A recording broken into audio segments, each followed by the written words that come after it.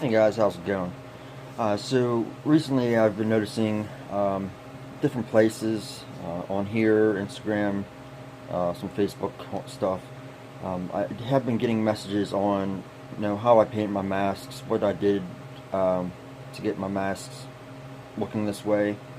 Um, I'm not one of the professional artists or anything like that. So it's something that anybody can do with a mask, with some time and patience. Typically, I can get a mask done and painted probably within a couple of hours, as long as you have what you need and you know what you're doing. Um, I know did some reviews of some of my masks, but I just didn't go into detail with exactly the product I used or anything like that. Because of all the questions, I'm just going to throw out this video here. I'm going to show all the masks that I have done myself, and if anybody is curious of step to step what I did and the products I used for it, I will go ahead and make a separate video of it. All you have to do is comment under this video saying which mask you want to know about. I will do a more in-depth review of it as well.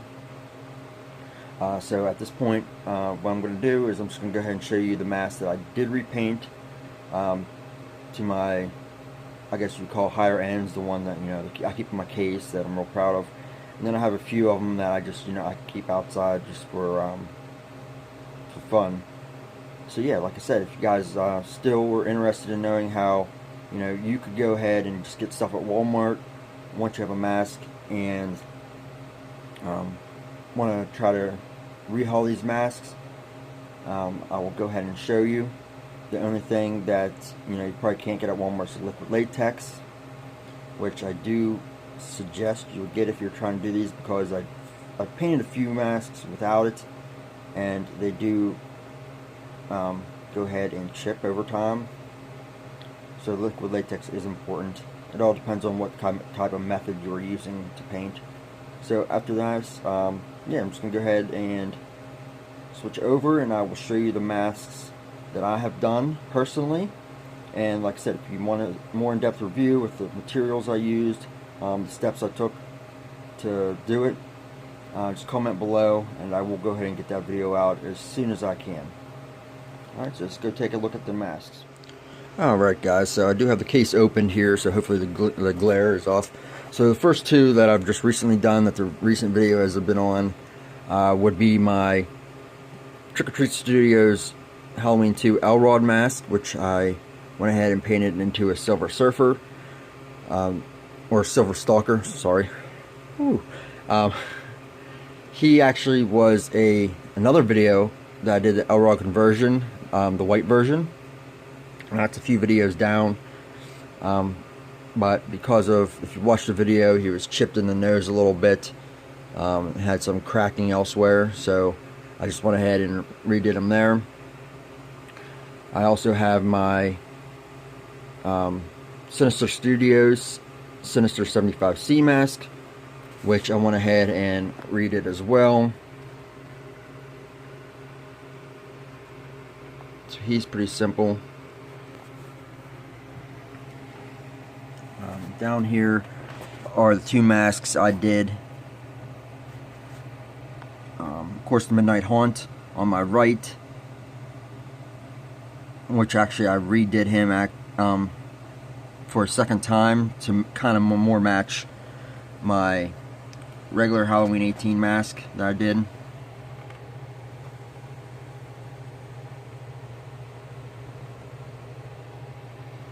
And really, the more I look at the Halloween 18 mask, after so many attempts, I think I have 4 or 5 Trick or Treat Studios masks, because I could not get the lines the way I liked it. This one, I still look at it today, and I'm absolutely in love with it.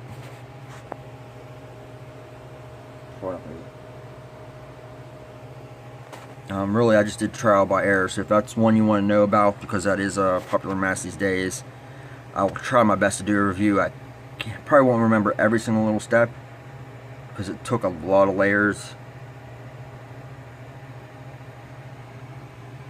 And then the Midnight Haunt version. So these are the 4 I did. Over here I have my this is the mask that came, the Rob Zombie mask that came in the costume pack. It comes with the coveralls and everything like that. I think I did a review on it earlier, a long time ago, but it looks like it's changed now because I have added some more to it. I did not rehair it, but I took extra hair I had from older masks that fell out and added it there. So this is my first mask conversion that I did, and I understand it does not look like the typical Rob Zombie mask, but I wanted more rot, a lot more rot to it. I wanted some mildew to it. You know, being under floorboards for 15 some years, I did not think it's going to be a white mask. I also have my Mico-Lantern,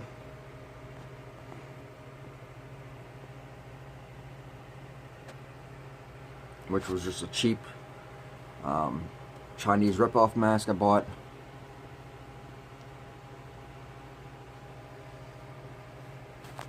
And a lot of people like to paint the mask, but me, I actually cut it out to make it have that rip away effect. This, some of this right here is the actual mask, but I added more latex around it. And if you look close, it has like a pumpkin skin feel to it. And that was actually just done by tissue paper and latex. And it gives it that soft pumpkin feel. So if you want more details about that, I know I did a pretty in-depth video, I do believe, of that. But I'll be happy to go over the steps again. That's just my stock mask. Here is a Dawn Post. I think it was one of the 2008s, 2006s, but it's just that normal Dawn Post mask. I couldn't do much with it. It's a child-sized mask, so I can't wear it. But I just made it into an H4. I gave it some sideburns.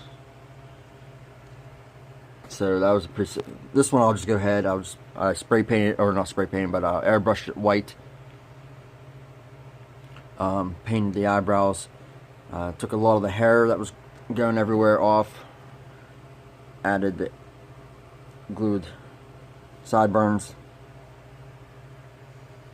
And then he has a very extensive stuffing job because this is very thin. You probably see the bags sticking out, but there's bags on the sides here. There's actually a Q-tip right here somewhere in the nose holding it out. If not, it would be sunken in. There's bags all down in here. This is all stuffed. He might actually get changed one day just because I can't stand Halloween 4. Actually might rip it might be better if I just give him a kind of a all white look. He actually might make a good Halloween H2O. Was it the K&B mask? If you're not familiar with those, it's the first mask they used when they're filming Halloween H2O, and then they totally took it out from almost every scene because they didn't like it. But now looking at it, that's what it reminds me of. I also got my Halloween the Beginning mask. That was by Fun World. And then the Fun World, he doesn't have a stand on him, so he just stand there. This is a kid-size mask. So this was the kid-size version of this mask right here. Just got off of Facebook for pretty cheap, and I went ahead and, you know, just did a repaint on him. For not being able to wear it, I actually took a lot of steps with him. As you can see, the paint there is little bumps in the paint because I used one of them pattern spray paints. to give him that look. Now I kind of wish I would have waited and did this on an adult size mask, because on a child size mask the eyes just kind of look ridiculous even when it's stuffed right. The hair right now is, you know, what you would expect from one of them Fun World masks in the back, but because I know I'm never going to wear them, I really don't care what he looks like in the back.